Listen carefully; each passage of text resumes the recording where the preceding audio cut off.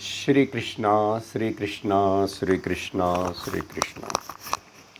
गुरुर्ब्रह्मा गुरुर्विष्णुः गुरुर्देवो महेश्वरः गुरुः साक्षात् परं ब्रह्म तस्मै श्री गुरवे नमः।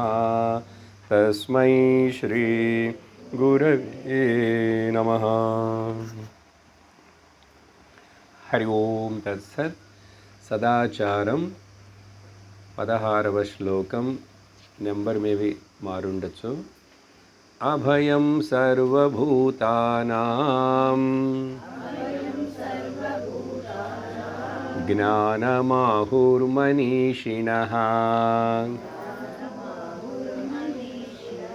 నిజానందే స్పృహా నాన్యే వైరాగ్యస్యావధిర్మతిః వైరాగ్యస్యావతి.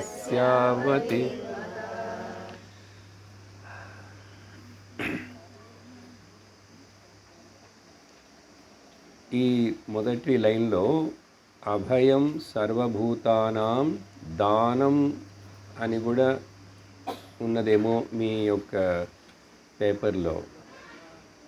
అది రీడింగ్ వేరియేషన్ ఉన్నది, రెండిటికి అర్థం చెప్తాను. మొదట దానం పదమే తీసుకుందాం. దానం అనే పదము నిజంగా చెప్పాలంటే మామూలుగా మనకు తెలిసింది ఎవరికైనా ఏదైనా వస్త్రదానం, అన్నదానం, ధనదానం, గోదానం ఇవన్నీ చేయటం అంటాం. ఇక్కడ శంకరాచార్యులు వారు నీ వలన ఏ జీవరాశికి కూడా భయం అనేది లేకుండా ఉన్నదంటే అట్లీస్ట్ మొదట మనుషులకు మనమంటే ఎవరు కూడా భయపడకూడదు. భయపడటం అంటే ఏంటి? జీవిత లక్ష్యం ఏమిటో తెలుసా? నేను అందరినీ ప్రేమించటం, నన్ను అందరూ ప్రేమించటం. To love and to be loved is the fulfilment of the life.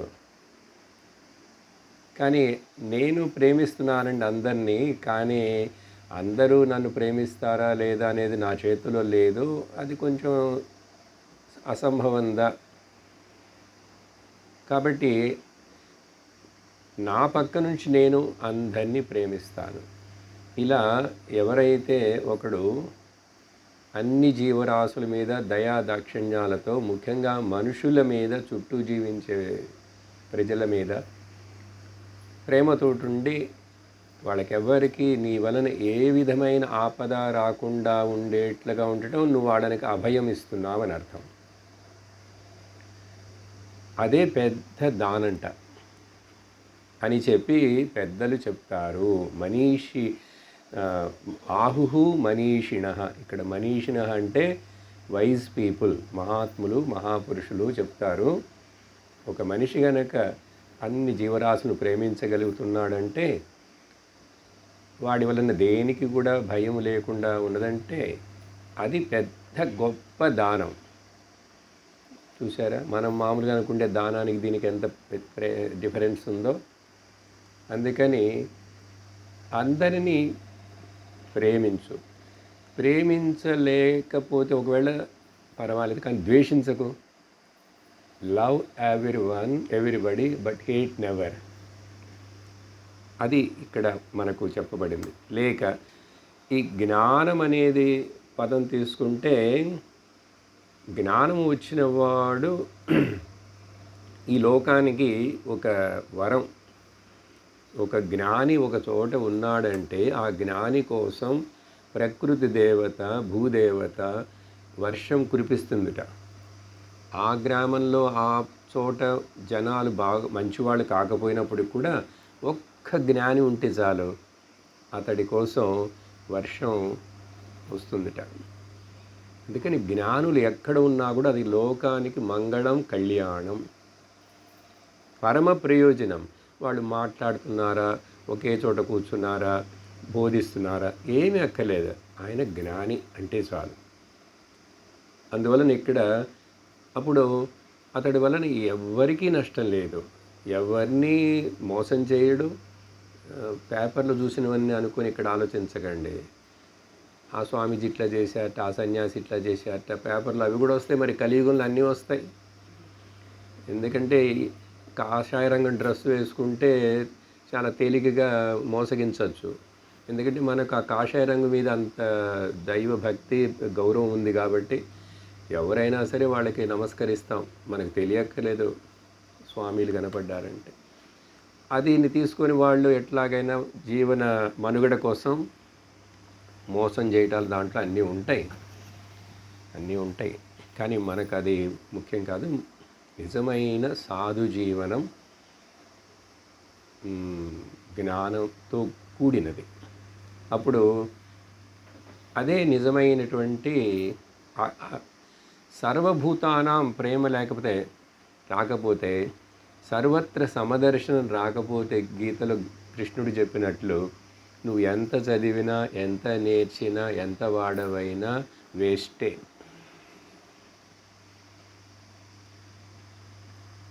అందరినీ ప్రేమిస్తానండి, మా అత్తగారిని తప్ప.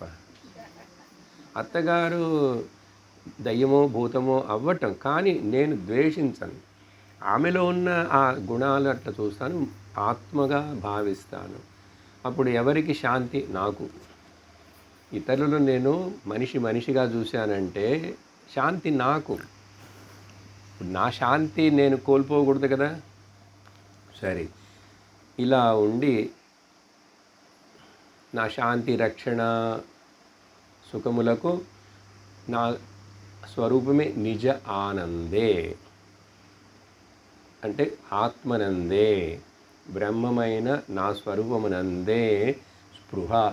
స్పృహ అంటే జ్ఞాపకం, గమనం, అలర్ట్నెస్, అదంతా ఉండి వేరే దేని మీద కూడా లోకంలో ఏ విషయం గురించి కానీ, ఏ మనిషి గురించి కానీ, ఏ వస్తువుని గురించి కానీ నాకు రాగము లేదు, ద్వేషము లేదు. అప్పుడు రాగం ఉన్నది దేని మీద? నా మీద నాకే. ఆత్మనస్తు కామాయ సర్వం ప్రియం భవతి. హే మైత్రేయి, అందరికీ వాళ్ళకి వాళ్ళే ప్రియం. బయటికి చెప్పే మాటలన్నీ బూటకాలు, నాటకాలు. ఎందుకంటే తనను తాను ప్రేమించుకుంటాడు మొదట. ఆత్మనస్తు కామయ, అది ఒక పెద్ద విచారణ బృహదారణ్యకోపనిషత్తులో. ఇది తప్ప మిగతా ఏదైనా నీకు అవి నిన్ను తొందర చేయకూడదు, డిస్టర్బ్ చేయకూడదు. నువ్వు వాటికి డిస్టర్బెన్స్ లేవు. నా అన్యే స్పృహ, వేరే దేని మీద నాకు ధ్యాస లేదండి. ధ్యాస అంటే అర్థం ముఖ్యత్వం ఇవ్వలే. మరి కొన్ని కుటుంబ వ్యవహార విషయాలు దాని గురించి మరి చింతించకపోతే ఎట్లా చేస్తాం? ఇప్పుడు ఆకలి అయింది, 8ంటికి వెళ్ళి తినాలి కదా. తినే దాని మీద ధ్యాస ఉండాలి, లేచి వెళ్ళాలి, నడవాలి, అక్కడ దాని మీద ధ్యాస. ఇప్పుడు క్లాస్కి వచ్చాం, క్లాస్ మీద ధ్యాస. ధ్యాస లేకుండా కాదు, అని దాని మీద నాకు పట్టుదల లేదు, అటాచ్మెంట్ లేదు, దేని మీద స్పృహ లేదు. అలా ఉండటం నిజమైన వైరాగ్యం యొక్క బౌండరీకి ఏం చెప్తారు తెలుగులో? బౌండరీ, పరిధి, కంచె, పరిధి. ఇది చెప్తున్నారు. వైరాగ్యస్య అవధి మత. దీనిని, ఈ వైరాగ్యం యొక్క పినకిల్, తీవ్ర వైరాగ్యం అంటాం కదా. అంటే ఏమిటి? ఆత్మ మీదే మన యొక్క అటెన్షన్ ముఖ్యత్వం. ఆత్మ ఎప్పుడు సుఖస్వరూపం, ఆనంద స్వరూపం. అప్పుడు నన్ను ఏదైనా దుఃఖపరచగలదా? నన్ను తాకగలదా? తాకదు. అప్పుడు నేను అన్నిటితోటి ప్రేమతో సమముగా ఉంటాను. అవి కొన్ని చాలా దుఃఖాన్ని, డిస్టర్బెన్స్ని కలిగిస్తున్నాయంటే దూరంగా ఉంటాను. దూరంగా ఉండటానికి పేరు ఇండిఫరెంట్గా ఉండు. ఓకే, దూరంగా ఉండు, కానీ ద్వేషించు. దాన్ని మనసులో పెట్టుకొని అదే చింతిస్తూ కష్టపడకు. తైత్తిరీయోపనిషత్తులో ఈ అభయం గురించి చెప్పేటప్పుడు అక్కడ ఒక చిన్న పారాగ్రాఫ్, అభయ ప్రతిష్ఠ అనే వస్తుంది. ఎవరైనా నువ్వు భేదాన్ని చూసావంటే నీకు భయం తప్పదు అంటుంది. యదా హే వైష ఏతస్మిన్ ఉదరమంతరం కురుతే తస్య తతో భయం భవతి. ఇంత చిన్న డిఫరెన్స్ అయినా సరే నువ్వు నీ మనసులో భావన నువ్వు పెట్టుకున్నావంటే నీకు భయం తప్పదు. ద్వైతం అంటే భయం అండి. రెండోది ఉన్నదంటే భయం అండి. అది ఎవరైనా కానీ, భార్య కావచ్చు, భర్త కావచ్చు. భర్త మీద భయం అంటే అర్థం ఏంటి? నన్ను చివరి దాకా చూస్తాడో లేదో, నా కోసం కొంచెం బ్యాంకులు వేస్తాడో లేదో, ఈయనేంటి నాకు చెప్పకుండా ఇట్లా వెళుతున్నాడు, ఏదో ఒకటి ఉంటూనే ఉన్నది కదా. భార్య మీద కూడా భర్తకు అంతే. రెండవది అంటే భయం అండి. ద్వితీయాద్వై అథ తస్య భయం భవతి. ఉదరం అంటే ఇంత కొంచెం భేదం చూసినా కూడా. అందుకనే భేద బుద్ధి ఉండకూడదు. ఇది వ్యవహారంలో జాగ్రత్తగా అర్థం చేసుకొని ఆత్మభావంతో చూస్తే భేదమే లేదు. అప్పుడు అందుకే నిన్న చెప్పాను, మొన్న దేవుడిని నువ్వు వేరుగా పెట్టినావు కూడా ఆయన వేరు నేను వేరంటే భయం ఉండి తీరుతుంది తప్పకుండా. దాంట్లో సందేహం లేదు. సరే, ఈ విధంగా భయం ఉండకూడదు అని చెప్పి ఈ శ్లోకం తర్వాత యాక్చువల్గా మనకు 12 సదాచారాలు, అన్ని సదాచారాలు 12 కూడా అయిపోయినాయి. తర్వాత ఇప్పుడు మనకు గైడ్ లైన్స్ ఇస్తున్నారు శంకరాచార్యులు వారు. నాకు అర్థమైందండి ఆచార్యులు గారు మీరు చెప్పింది, కానీ ఎట్లా, ఏం చేయాలి, ఎక్కడికి అంటుంటాం కదా. దానికి సమాధానాలు చెప్తే ఇప్పుడు మొదట జ్ఞానం అంటే ఏంటో అర్థం చేసుకో, వైరాగ్యం అంటే ఏంటో అర్థం చేసుకో. అది ఇక్కడ వ్యత్యాసంగా చెప్పారు ఈ శ్లోకంలో. ఇంతకుముందు వేరే చోట ఎక్కడంతా కూడా ఇహ ముత్ర ఫల విరాగ భోగ ఏవ వైరాగ్య అని తత్వబోధ వివేక చూడామణి.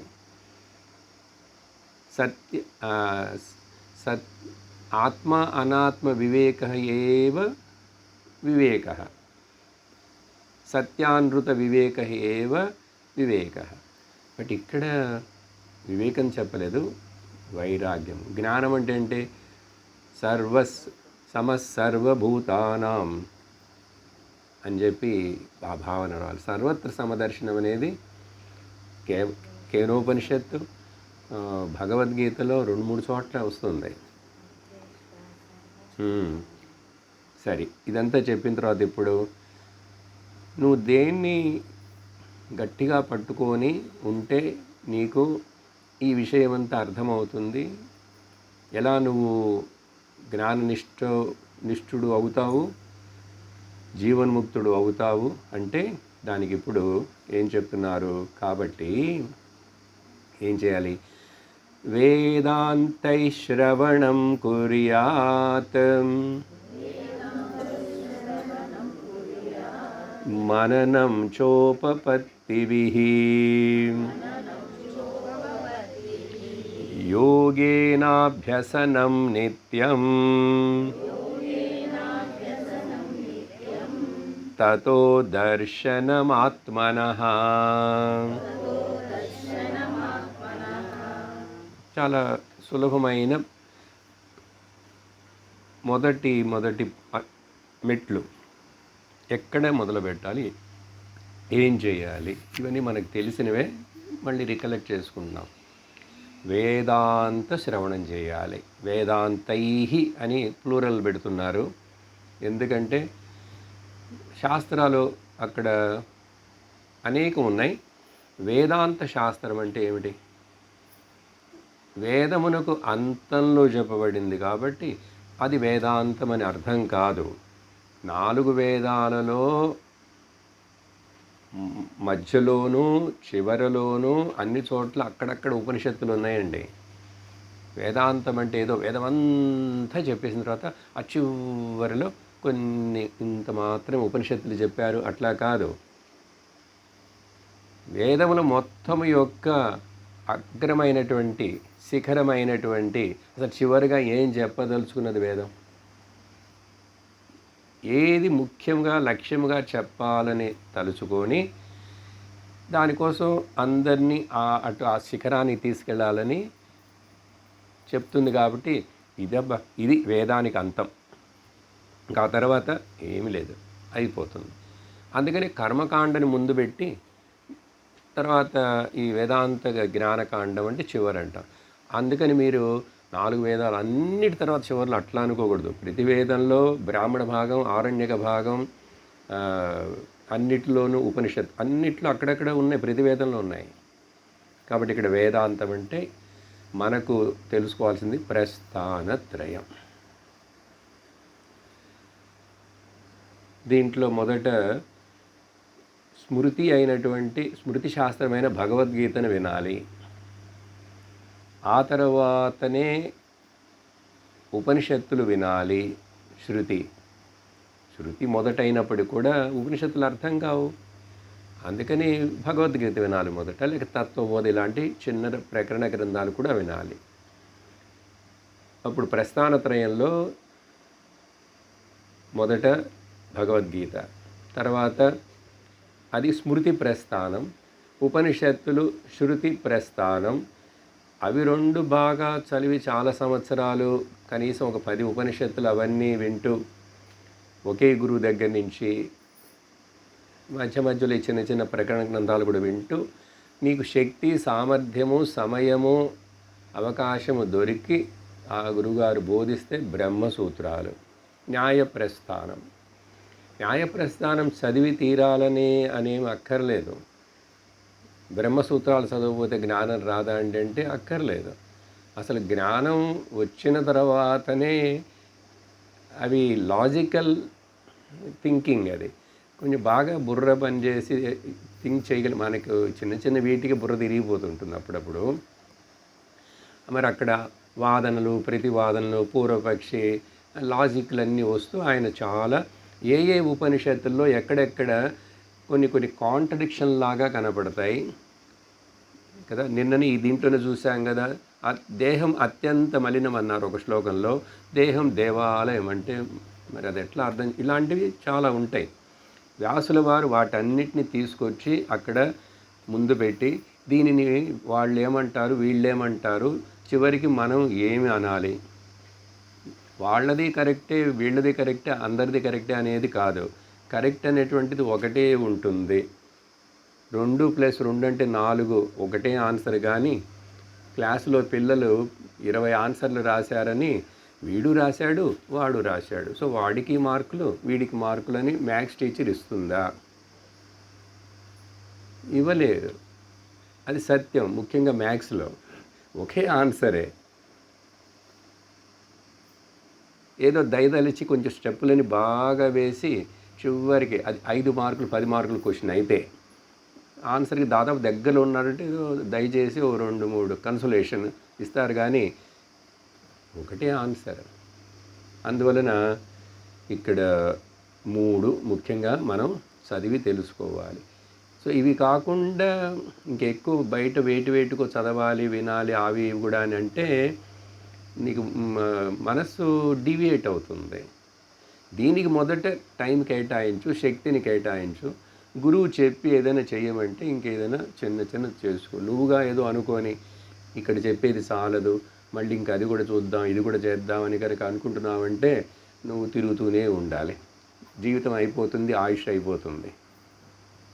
మనం వేదాంతం చదివి జ్ఞానం పొందపోయినా కూడా ఈ శరీరం పోతుంది కదండి, దాని టైంకి అది పోతుంది. అందుకని మనం టైము చాలా ముఖ్యం. ఇప్పుడు ఈ వెంటనే అనేంత ఎమర్జెన్సీ ఉండాలి దీంట్లో.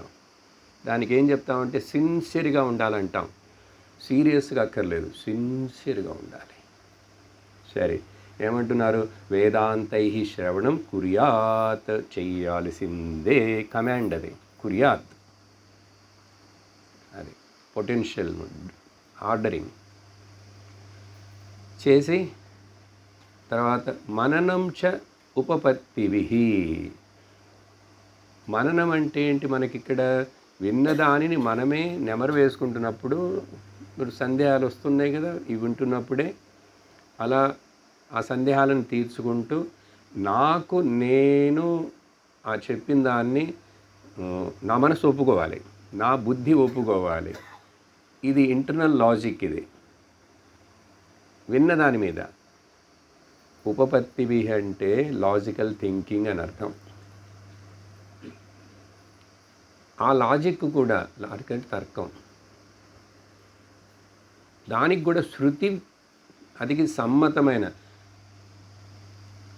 సమ్మతమైన తర్కమనే ఉపయోగించాలి. ఇప్పుడు సాధనా పంచకంలో ఇది ఒక ఇన్స్ట్రక్షన్. ఇంకా వచ్చి ఉండదు, మీకు వస్తుంది ఇవాళ రేపో, అయిపోయిందో తెలియదు నాకు ఎన్నేనే అక్కడ. ఆ 40 ఇన్స్ట్రక్షన్లో విచారణ ఎట్లా అంటే శృతికి సమ్మతమైన తర్కం మాత్రమే. శృతికి బాహ్యమైన తర్కాన్ని పెట్టుకుంటే నీకు ఆన్సర్ దొరకదు. అందువలన మననం చేయాలి. తర్వాత ఈ విధంగా యోగేన అభ్యసనం. ఇక్కడ యోగేన అంటే ఇక్కడ ఈ జ్ఞానం, వింటున్న జ్ఞానానికి ఇక్కడ యోగం అని పేరు. వేరే యోగా కాదు, ఈ వింటున్న ఈ జ్ఞాన విషయానికి యోగం పేరు. దీన్ని అభ్యసనం అంటే ఇక్కడ మెడిటేషన్ అని అర్థం. మెడిటేషన్ అంటే నిధిధ్యాసనం అని అర్థం. ఇప్పుడు కొంచెంసేపు కూర్చొని, ఇప్పుడు సందేహం లేదు, అర్థమైంది. ఏం చెప్పారు? శుద్ధోసి అన్నారు. అప్పుడు దాన్ని శుద్ధోహం, నిత్యోహం, నిర్మలోహం అని అన్నారు కదా. ఆ పదాన్ని తీసుకొని అంటే ఏమిటి? నేను ఎట్లా నిర్మలంగా ఉన్నాను? శరీరం సంబంధం లేకున్నాను కాబట్టి నిర్మలంగా ఉన్నాను. అట్లా ఆ విషయాన్నే చింతించాలి. అందుకని ధ్యానం అంటే థాటే లేకుండా ఉంటుందనేటువంటిది పెట్టుకోకండి. థాట్లెస్ మెడిటేషన్ గురించి మనం చెప్పట్లేదు. అందుకని అది యోగలో చెప్పే సమాధి. థాట్లెస్ అవడానికి మెడిటేషన్ ఎందుకు? నిద్రపోతే చాలుగా, కష్టం ఎందుకు పడతావు అంటున్నా. థాట్లెస్ అనేది ఎందుకు? వాళ్ళు ఆ యోగాలో కష్టపడి నిద్ర లాంటి స్థితిని అక్కడ తీసుకొస్తారు, కూర్చొని చాలా కష్టపడి సమాధి అని. ఎందుకంటున్నాను థాట్లెస్ స్టేట్? థాట్ ఉన్నప్పుడే ఆ థాట్ని నువ్వు ఎనలైజ్ చేయి. థాట్ ఉంటే ఇప్పుడు నీకేంటి నష్టం? కానీ థాట్స్ నీ కంట్రోల్ లేకపోతే నీకు నష్టం. నీ థాట్స్ అన్నీ బ్రహ్మమును చుట్టే ఉన్నాయిగా. అందుకని అప్పుడప్పుడే అక్కర్లేని ఆలోచనలను అట్లా అప్పుడప్పుడే గడ్డి పోచల్ని పీకి పారేసినట్టు పారేస్తూ ఉండవు. వస్తుంటాయి అవి. కానీ అట్లీస్ట్ 80-75% బ్రహ్మమును చుట్టూ శాస్త్రమును గురించే, గురువు ఉపదేశాల గురించి అక్కడే మనసు తిరుగుతూ ఉంటుంది. తిరగని. అందుకని ఆలోచనే ఉండకూడదు. అట్లా అయిపోవాలి. ఏమైపోవాలి? అట్లా అయిపోవాలని కూర్చుంటే నిద్ర వస్తూ ఉంటుంది. అందుకని మెడిటేషన్లో చాలామందికి నిద్ర వస్తుంది. ఎందుకంటే అప్లికేషన్ తెలియలేదు అక్కడ. మొదట కొంచెం ప్రిపేర్ చేసుకో, ప్రాణాయామం చెయ్యి, మనసుని శాంతపరచు. అందుకనే కదా రకరకాల గైడెడ్ మెడిటేషన్లు అమ్మ చెప్పేది. నావి కూడా ఇంగ్లీష్లో, తమిళంలో దగ్గర 40-70 ఎపిసోడ్లు ఉంటాయి. ప్రతి క్లాసులో ఇట్లా ఒక 10 నిమిషాలు మొదట ఏదో ఒకటి తీసుకొని ఆ పంచకోశం, వివేకం, మెడిటేషన్, ఇలా రోజు వాటిని అట్లా చేస్తూ, అది అట్లా చేసేప్పుడు నాకు సందేహం లేదు, మననం దాటిన తర్వాత ఇది జరగాలి. నిధిధ్యాసనం, దాన్నే బ్రహ్మానుచింతనం, బ్రహ్మాకార వృత్తి. అట్లా ఉంది. ఎంగేజ్ చేయి. ఉన్న మైండ్ని సరిగ్గా ఎంగేజ్ చేయడం తెలియాలి. దానికి మొదట జపం తీసుకో, మొదట కొంచెం ప్రాణాయామం తీసుకో. ఆ తరువాత ఇలాంటివి పదాలు ఎన్నో ఉన్నాయిగా బ్రహ్మం గురించి. నా గురించి నాకెన్నో పదాలు ఇచ్చారు. అందుకే ఆ పాట పాడింది నిత్యోస్మి. ఆవిడ నిత్యోసి అని చెప్పి పిల్లవాడికి చెప్పింది. నువ్వు అన్నది. అప్పుడు నిత్యోహం, శుద్ధోహం, బుద్ధోహం, నిరంజనోహం, ప్రపంచమాయ పరివర్జితోహం. నాకు ప్రపంచానికి ఎక్కడ సంబంధం ఉంది? పిల్లలు, చెల్లెలు, వీడు, వాకిళ్ళు నన్నేం చేస్తాయి? అసలు అవన్నీ ఊరికనే బొమ్మ కలలాగా కనపడేవే కదా అవన్నీ అని భావిస్తూ ఉండవు. అది చేయమంటున్నారు. దాన్ని ఇక్కడ యోగేన అభ్యసనం నిత్యం. పొద్దున 20 నిమిషాలు చేశానండి. మా స్వామీజీ జోక్గా చెప్తుంటారు, ½ an hour meditation and 23.5 hours frustration. అరగంట మెడిటేషన్ యొక్క ఎఫెక్ట్ 23 గంటల 24 గంటల మీద ఉండాలి, 23.5 గంటల మీద ఉండాలి. అప్పుడు నువ్వు సరిగ్గా మెడిటేషన్ చేస్తున్నావు అని అర్థం. మెడిటేషన్ చేసినప్పుడు మన ఇంట్లో మా ఏసీ రూమ్లో అన్నీ కామ్గా ఉన్నది, కానీ బయటికి వెళితే అంత గొడవలే ఉంటాయి. ఆఫీసులో గొడవలు, రిలేషన్స్ వ్యవహారంలో గొడవలు వస్తుంటాయి. అప్పుడు కూడా నువ్వు డిస్టర్బ్ అవ్వకుండా ఉన్నావంటే నువ్వు యోగి, నువ్వు జ్ఞాని. అందుకని ఎన్నటికీ మన యొక్క దుఃఖమును మనం జస్టిఫై చేయకూడదు. ఇంగ్లీష్లో బాగుంటుంది స్ట్రాంగ్గా.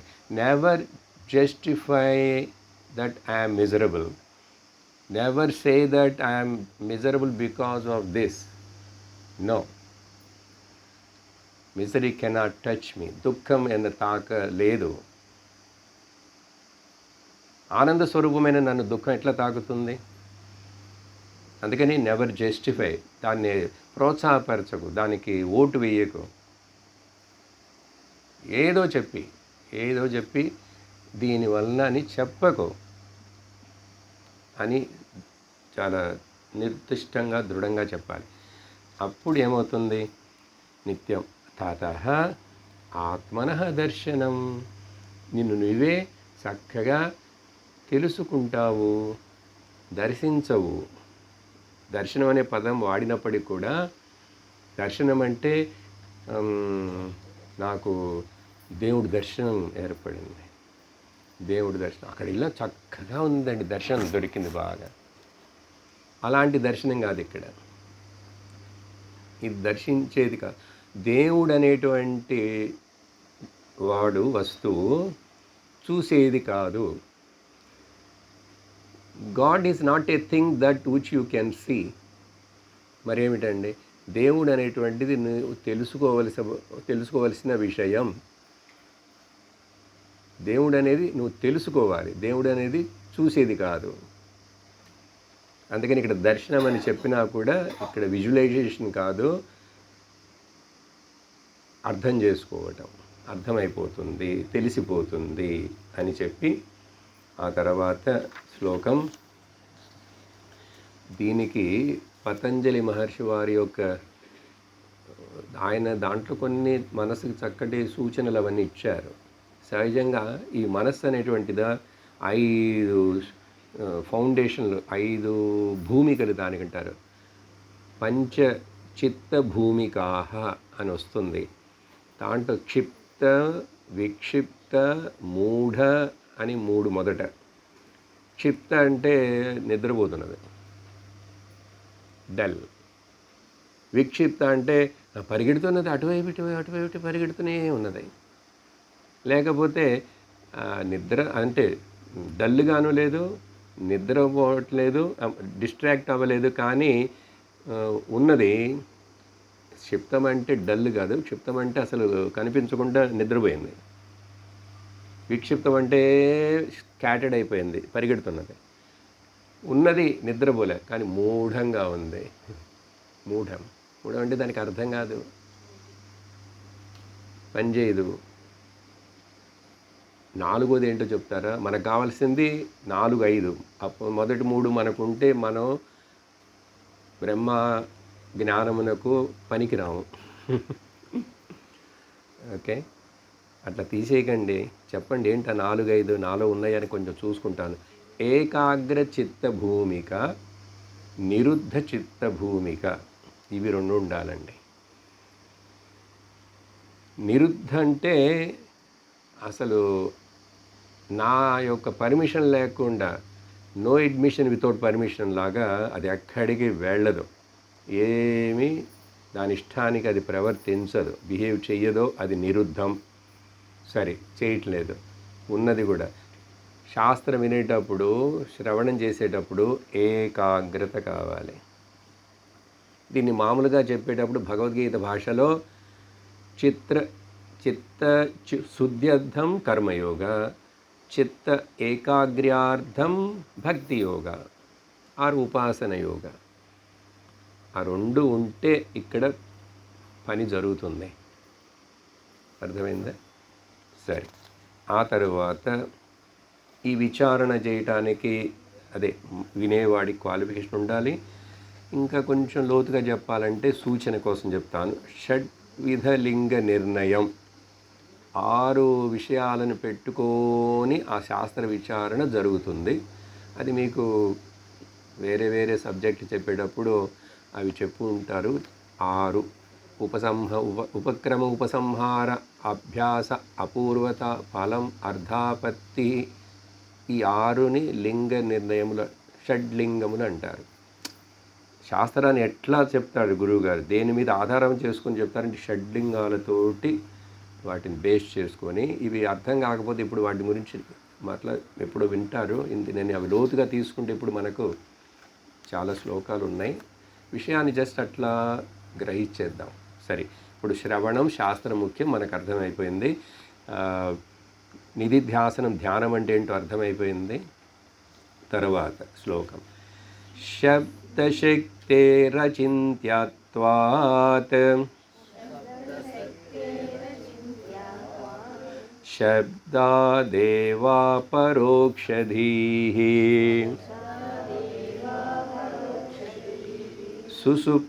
సుషుప్తో పురుషో యద్వత్ శబ్దేనైవానుబుధ్యతే. ఇది రోజు చదివే తెలుగు న్యూస్ పేపర్ కాదు కదా, అందుకని తెలుగే. అవన్నీ మిస్టేక్లు ఉండనివ్వండి. సుషుప్తో పురుషో యద్వత్, అది మీరు ఇప్పుడు విభజించుకుంటే అవన్నీ తర్వాత చేయండి. నాకు అర్థమైంది, అక్కడ కలిపేసి రాసేసారు. అవి విభజించాలి, ఆ తెలుగు చదవటానికి మళ్ళీ స్కూల్కి వెళ్ళాలి. పర్వాలేదు. అందుకని సంస్కృతం తెలుసుకొని ఉంటే ఏ బాధ ఉండదు. అది ఎక్కడ స్వామి ఇప్పుడు ఏదో తెలుగులో చేర్చుకొని ఇట్లాగే ముక్తి పొందనండి. పొందుతారా? భయపడద్దు, తెలుగు వస్తే కూడా ముక్తి పొందుతారు. సరే, ఇక్కడేం చెప్తున్నారంటే ఇక్కడ ఒక ముఖ్యమైన విషయం విచారణకు వస్తుంది. ఇంత చెప్పినా కూడా గురువు గారు అవన్నీ ఇక్కడ ఏంటండి, గంటల తరబడి కూర్చోబెట్టి మమ్మల్ని మీరు మాట్లాడుతూనే ఉన్నారు. మధ్యలో ఏదైనా అడిగితే కూడా అట్లా అంటున్నారు.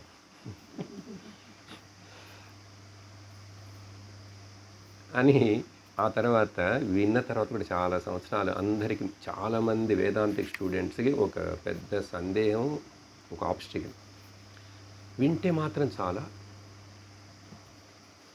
విన్నందువలననే అంతా జరిగిపోతుందా? ఆ తర్వాత మరి ఇంకేం చేయొద్దా, ఇంకేం చేయాలి? ఇది చాలామందికి చాలా సంవత్సరాలు వదలదు ఇది. అందుకనే ఒక పక్కకి ఇట్లా వింటూనే ఉంటారు, మళ్ళీ మిగతావన్నీ ఏంటేంటో చేస్తుంటారు. ఏంటేంటో అనేది నేనేం చెప్పను, ఏంటేంటో చేస్తుంటారు. చివరికి ఏంటంటే అవన్నీ బాగా చేస్తారు, దీనికి ముఖ్యత్వం ఇవ్వరు. అప్పుడు కొంచెం విన్నానండి, మధ్యలో వదిలేశానండి, ఆ తర్వాత కొంచెం వచ్చానండి క్లాసులు, ఆ తర్వాత రాలేదండి, తర్వాత ఏదో అయిపోయింది అట్లా. మళ్ళీ ఇప్పుడు 10 ఏళ్ళ తర్వాత మళ్ళీ మొదలు పెడుతున్నానండి. అసలు 10 ఏళ్ళు అంతకుముందు 2 ఏళ్ళు ఏం విన్నావు, ఏం అర్థమైంది నీకు? ఏం అర్థం కాలేదు. ఇలా ఒకడు ప్రశ్నించాడని ఊహించి దానికి బదులు చెప్తున్నారు శంకరాచార్యులు వారు. ఇది మనందరిలో కూడా ఇంతకుముందు ఉండుండొచ్చు, ఇప్పుడు కూడా కొంతమందికి ఉండుండొచ్చు. ఇక్కడ వినేది వెళ్ళి మళ్ళీ నేను ఆ ప్రాయశ్చిత్తం, ఈ పరిహారం, ఆ తీర్థయాత్ర, ఈ తీర్థయాత్ర, అక్కడికి వెళ్ళి ఇది చేసి అది చేసి, ఆ జ్యోతిష్యుడు చూపించి, ఈ చిలక జ్యోతిష్యం వాడి దగ్గరికి వెళ్ళి ఇట్లా తిరుగుతూ, వాళ్ళు ఎవరు అన్నారో మీరు ఆ గుడికి వెళ్ళి వచ్చారా, చాలా గొప్పదండి, అక్కడికి వెళ్తే అన్నీ జరిగిపోతాయి. అక్కడికి వెళ్తే అన్నీ జరిగిపోయేట్లయితే అందరు వెళ్ళొచ్చుగా అక్కడికి. ఇంకోడు అంటాడు నేను వెళ్ళాను అక్కడికి కానీ నాకంత ఏమీ ఫలం రాలేదు అని చెప్పి ఇంకోటి చెప్తాడు, మళ్ళీ అటు పరిగెడతాడు.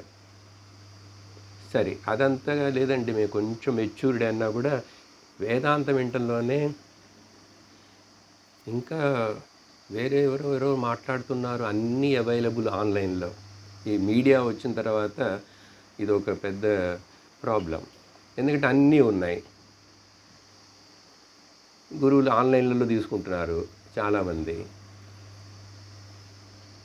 కానీ గురువుతోటి కమ్యూనికేట్ చేయటం, గురువునితో ఏదో ఈమెయిల్ ఇచ్చి ఏదో మాట్లాడటం, తెలుసుకోవటం, ఆ శ్రద్ధ భక్తి ఏమి ఉండవు.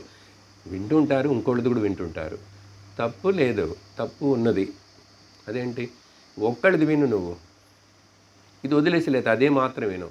అదే 10 సంవత్సరాలు వినాలి. మనకు ఓపిక లేదు, సహనం లేదు. ఈలోపు ఇంకా తొందరగా అవి 4 రకాలుంటే తొందరగా అర్థమవుతుంది, తొందరగా కన్ఫ్యూషన్ వస్తుంది, ఏం అర్థం కాదు. మనకు ఆ ఓపిక లేదు. అలాంటి కేసు ఇక్కడ ఒకడు అడుగుతున్నాడు. ఈ శబ్దం ఈ వినుట వలన అసలు ఎట్లాగా అవుతుందండి. అందుకనే సరే చాలా సంవత్సరాలు విన్న తర్వాత మళ్ళీ అడుగుతుంటారు. చిన్మయానందుల వారి దగ్గర అడిగారు, ఏది వేదాంత కోర్స్ చేసిన బ్రహ్మచారినో ఎవరో ఒకడు బ్రహ్మచారి, స్వామీజీ ఫైనల్ డిపార్టింగ్ అడ్వైజర్ ఏమి సాధన చేయాలని అడిగింది. ఏది 3 ఏళ్ళు చదివిన తర్వాత.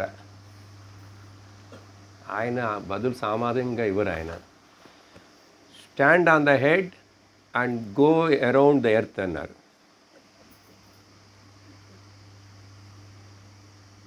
అట్లా ఇక్కడ ఒక విషయం చెప్తాను.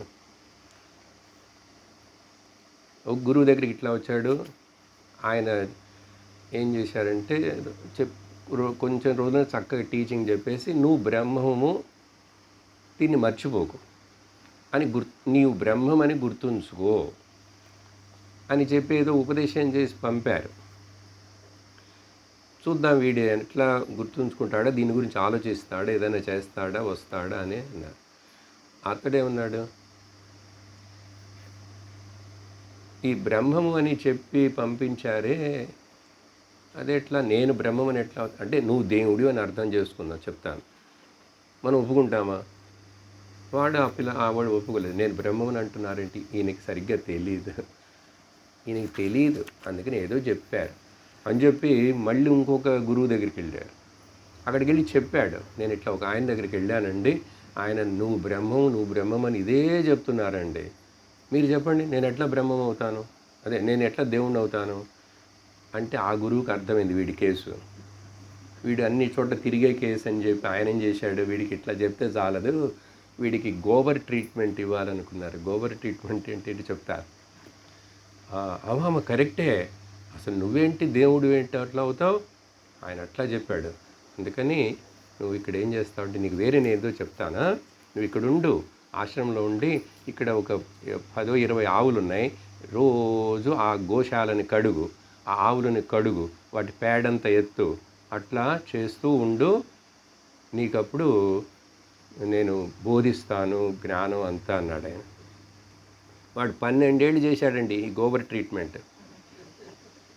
12 ఏళ్ళు అయిన తర్వాత 12 సంవత్సరాలైంది స్వామి ఈ రోజుకి అని చెప్పి అట్లాగే కూర్చున్న తర్వాత తత్వమసి అని ఆయన అదే చెప్పాడు, నువ్వు బ్రహ్మం అని. వీడికి ఒకటే,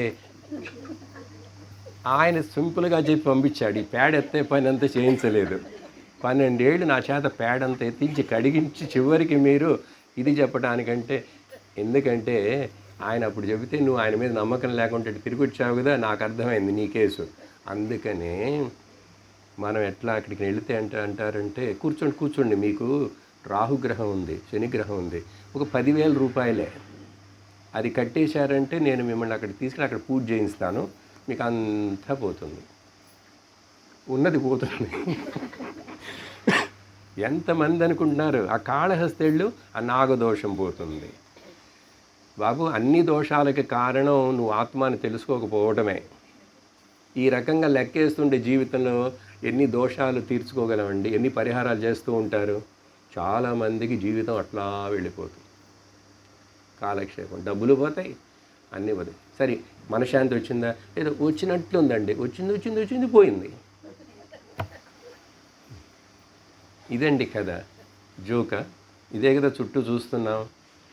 ఎందుకు ఈ తిరుగుడు? అసలు నువ్వెవరో తెలియలేదు, నీకు ప్రపంచానికి ఎన్న సంబంధం తెలియలేదు. ఈశ్వరుడు అని ఉంటే ఈ మూడేంటి? ఇవన్నీ ఎక్కడ నువ్వు విచారణ చేసావా? అది చెయ్యలేని శక్తి ఉన్న వాడికి ఏంటంటే, సరే కూర్చో, ఈ జపం చేస్తూ ఉండు. ఎన్నో తెలుసా, ఒక రోజుకి 108 మాలలు చేయి, ఇంకా వాడు ఎంగేజ్ అయిపోతాడు దాంట్లో. అట్లాగే ఈ గోబర్ ట్రీట్మెంట్లు ఎంగేజ్ అయిపోయినట్టు వాడు ఆనందంగా చేశాడు అన్నీ. ఏంటంటే ఆ తర్వాత ఏదో చెప్తారు, నాకు ఏదో చెప్తారు. ఇట్లానే ఇవన్నీ మనల్ని తిప్పిస్తాయి. క్షుద్ర దేవతలు, భూత పేత గణాలు, క్షుద్ర దేవతను పూజించటం, ప్రతి రోడ్డు పక్కన దాన్ని పూజించటం, అన్నిటినీ నువ్వు దేవుడిగా చూడమని చెప్పాం ఇక్కడ వేదాంతంలో. ఎందుకు భయపడతావు? ప్రతిదీ చెప్పి భయపెట్టి. అందుకని రిలీజియన్ అనేటువంటిది ఇవన్నీ ఈ మాబ్ని, జనాల్ని కంట్రోల్ చేయాలంటే అట్లా భయం పెట్టాలి.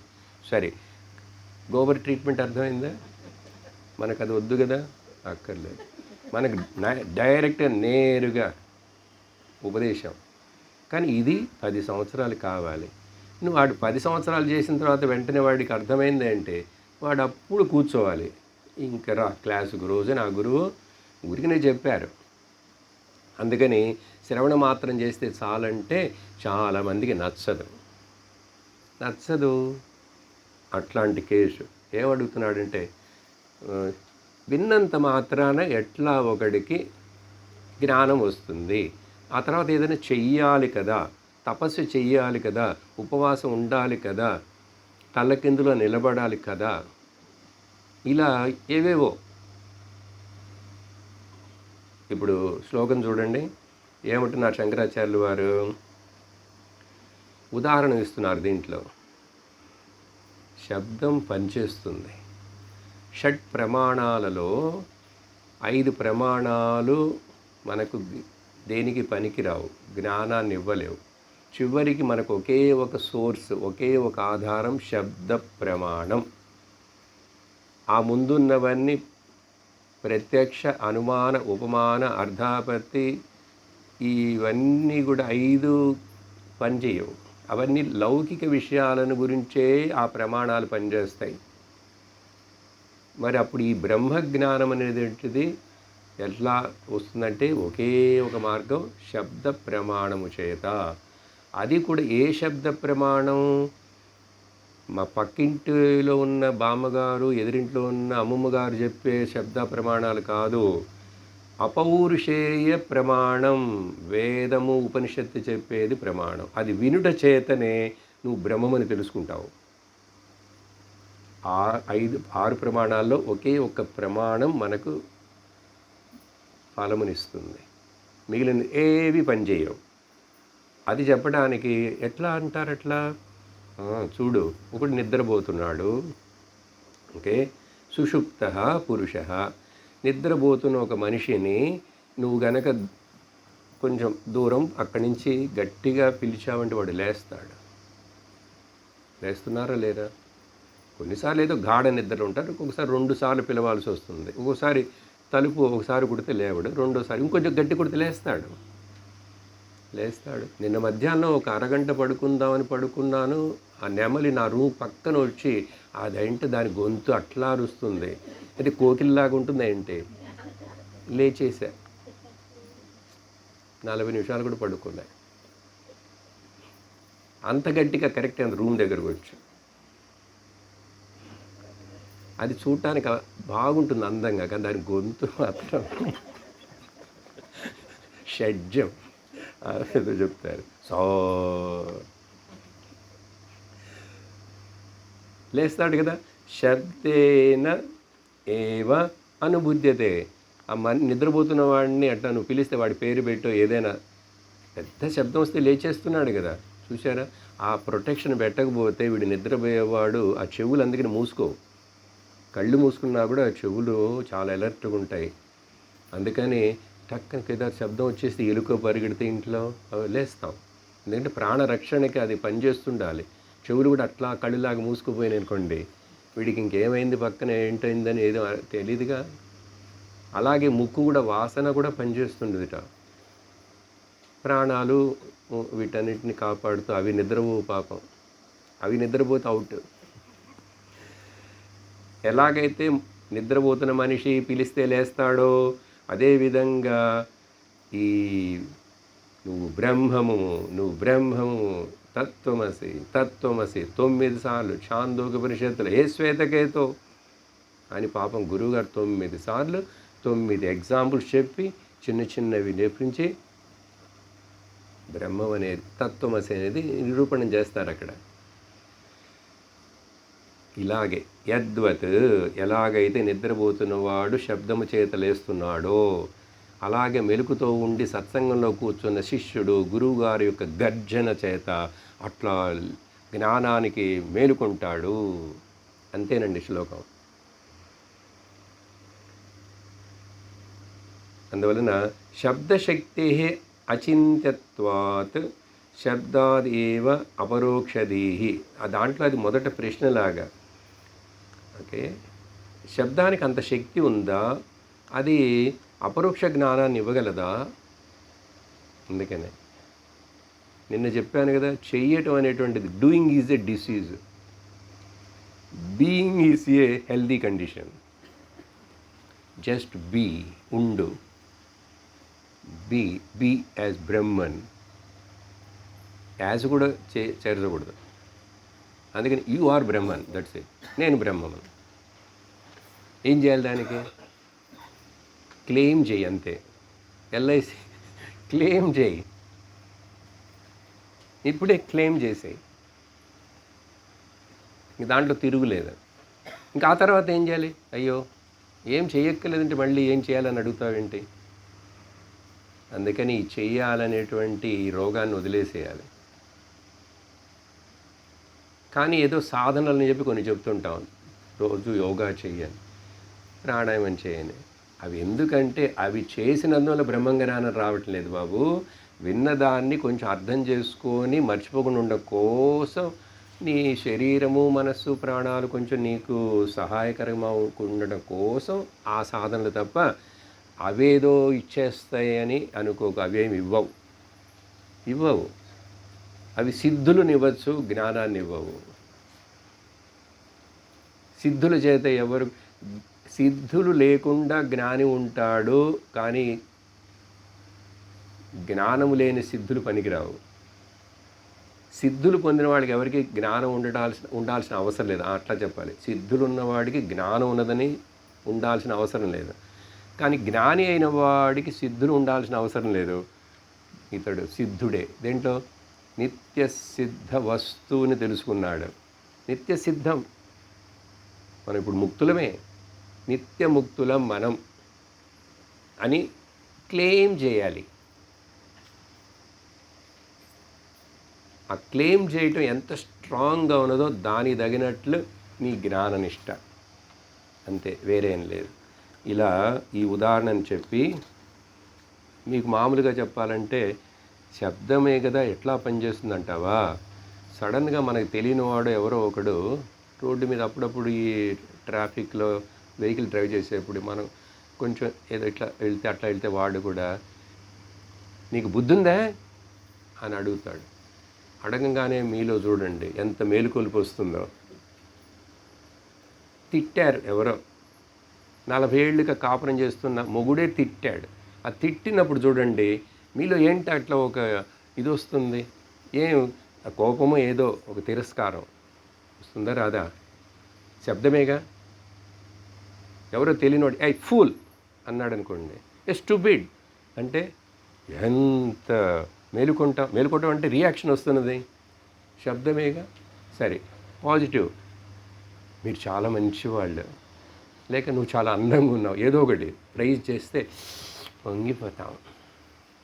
పొంగిపోతామా లేదా?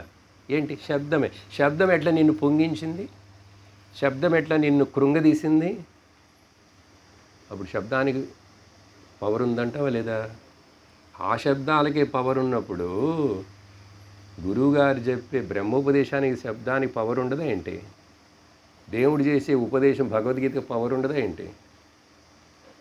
ఉపనిషత్తులు గర్జన చేస్తాయి సింహంలాగా. చూసారా? అట్లా గర్జించాలి. అహం బ్రహ్మాస్మి. ఇది ఈ శ్లోకంలో మనకి చెప్పారు.